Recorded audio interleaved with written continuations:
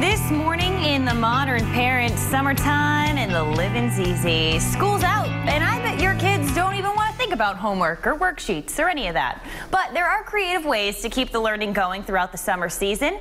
Brent from the Children's Workshop explains. One of the most important things about summer is to keep the mind sharp.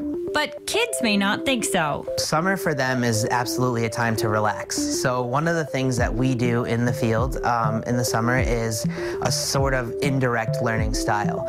Most school systems today give summer packets or summer reading logs, and that is met with a lot of resistance. Look around you. A lot of times math is built into things you may already have around your house. So I think we all have the classic board game Monopoly.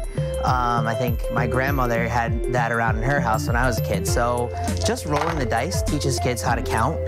And then that also brings in literacy because they're reading the property cards, they're reading the chance cards, and then also they're adding. Use those dice to make up a new game. What'd you get? Can you give me one big hop? 1, 2,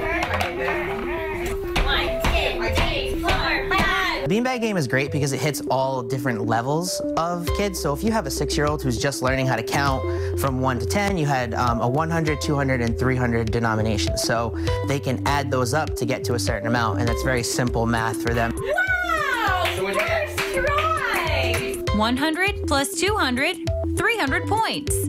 As the kids get older, make the rules or values more complex. It's very important in today's world. Everyone is pushing sort of getting outside and exercise. So we're a very technology-driven society, especially with youth today. So to get them off of those, you really have to go outside and create a fun game.